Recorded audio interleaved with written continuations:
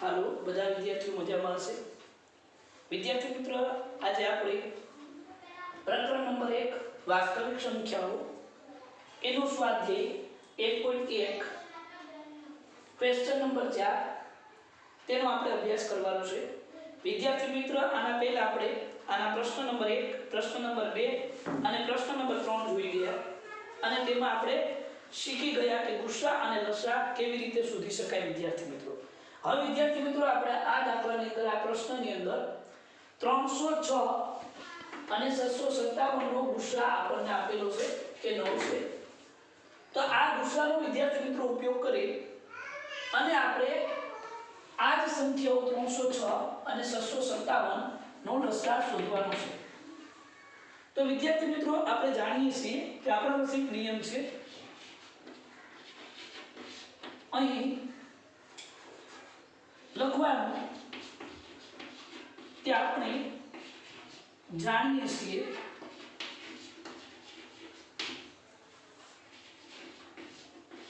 શું જાણીએ છીએ વિદ્યાર્થી મિત્રો? તો કે આપણા પાસે નિયમ આપેલો છે। આપણા પાઠ્યપુસ્તકની અંદર જે નિયમ એક આપેલો છે કે ગુસ્સા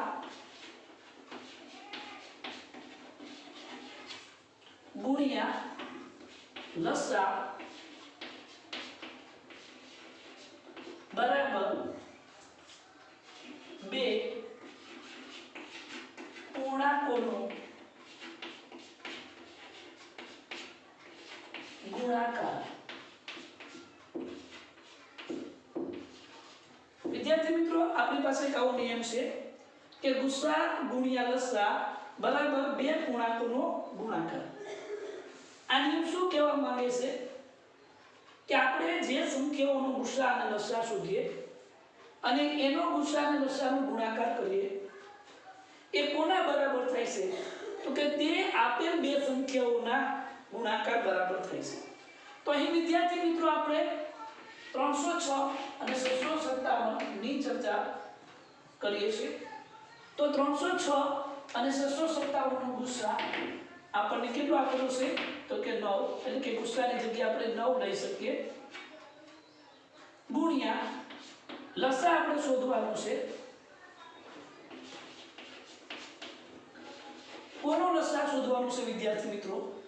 તો કે આપણે જે સંખ્યાઓ આપેલી છે તેનો 306 અલ્પવિરામ 657। હવે વિદ્યાર્થી મિત્રો આપણે જોઈએ કે બરાબર આપેલ બે પૂર્ણાંકોનો ગુણાકાર એટલે કયા બે પૂર્ણાંકો? તો કે જેનો આપણે લસા અને ગુસ્સા શોધવાનો ગુસ્સા આપેલો છે અને લસા શોધવાનો છે તેવી બે સંખ્યાઓ એટલે કે 306 ગુણ્યા 657 એટલે કે 306 ગુણ્યા 657। થોડુંક વિદ્યાર્થી મિત્રો આ બાજુ લઈ લઈએ તો તમને થોડું વધારે મજા આવે। તો વિદ્યાર્થી મિત્રો અહીં આપણે જોઈએ તો કે ગુસ્સા 9 ગુણ્યા લસા કોનો લસા શોધવાનો છે વિદ્યાર્થી મિત્રો? તો કે 306 અને 657 અને અહીં જે વિદ્યાર્થી મિત્રો આપણે જે ગુસ્સા લીધો છે તે પણ આપણે જોઈએ છે કે 306 અને 657 નો ગુસ્સા આપણને 9 આપેલો છે અને તેનો જ આપણે લસા શોધવાનો છે।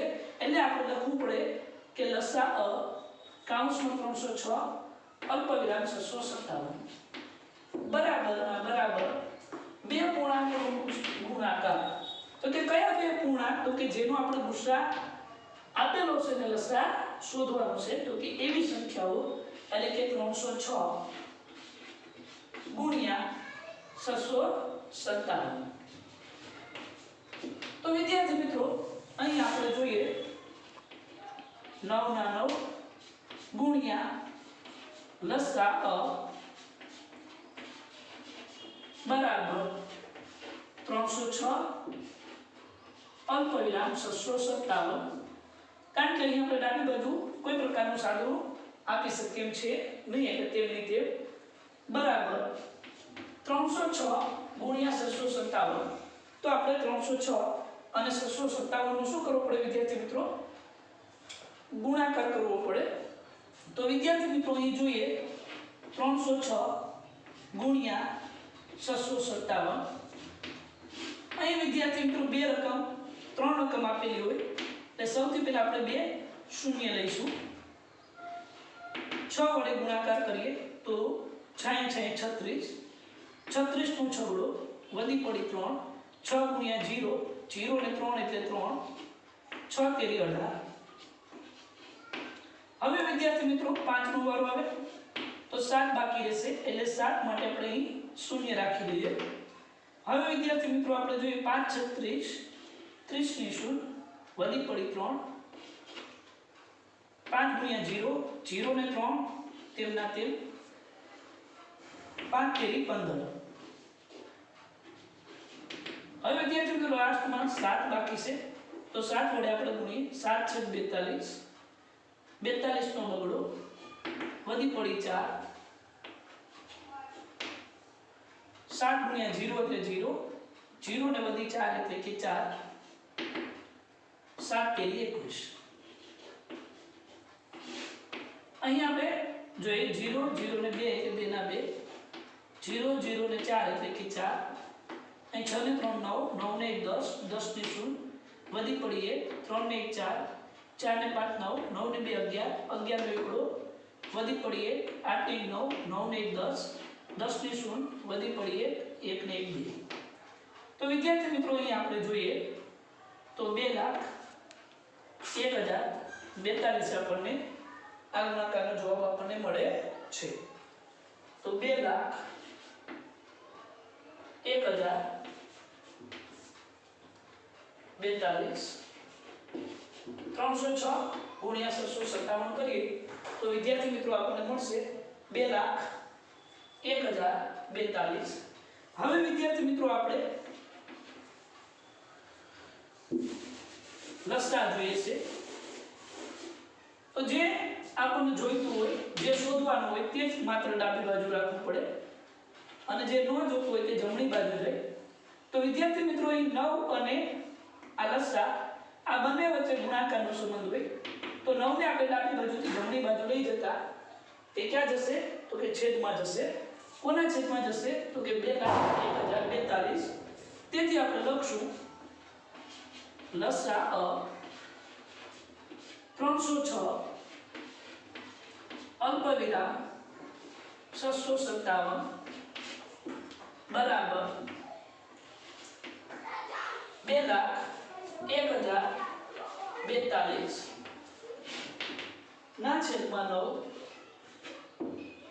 તેથી વિદ્યાર્થી મિત્રો અહીં આપણે જોઈએ તો કે 2,01,042 ને આપણે કેટલા વડે ભાગવા પડે 9 વડે ભાગવા પડે.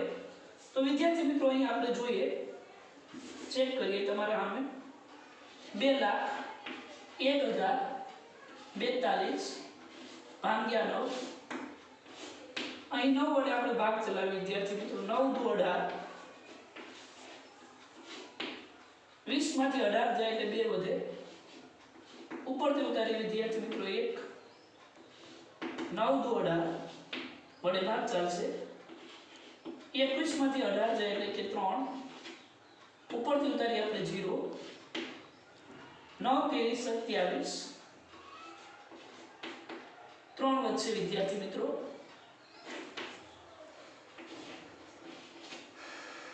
30 માંથી 27 જાય એટલે 3 વધે. આ રીતે પણ વિદ્યાર્થી મિત્રો આપણે બાદબાકી કરી શકીએ. ઉપરથી ઉતારી આપણે 4.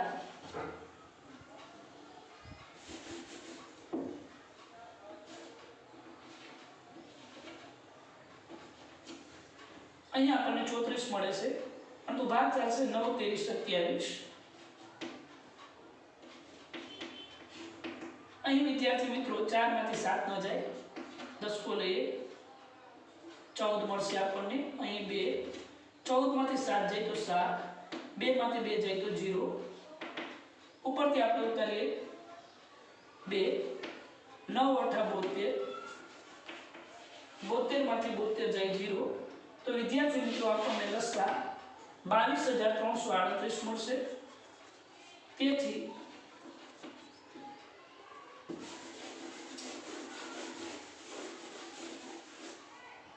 લસાઅ 306 અલ્પવિરામ 657 બરાબર 22,338. તો વિદ્યાર્થી મિત્રો આ રીતે આપણે લસાઅ મેળવી શકીએ. જો વિદ્યાર્થી મિત્રો અહીં આપણે ગુસા ગુણ્યા લસાઅ બરાબર બે પૂર્ણાંકોનો ગુણાકાર આ નિયમ પ્રમાણે જ્યારે આપણને અહીં ગુસા આપેલો છે તો આપણે લસાઅ મેળવી શકીએ. આવી જ રીતે વિદ્યાર્થી મિત્રો લસાઅ આપેલો હોય તો આપણે ગુસા પણ મેળવી શકીએ. જો વિદ્યાર્થી મિત્રો તમને આ વિડિયો પસંદ આવ્યો હોય તો લાઈક અને શેર કરવાનું ભૂલશો નહીં. અને આવી જ રીતે ખૂબ જ સરળતાથી આપણે ગણિત શીખી શકીએ તેના માટે અમારા નવા વિડિયો મેળવવા માટે અમારી ચેનલને સબસ્ક્રાઇબ કરવા વિનંતી. Thank you very much.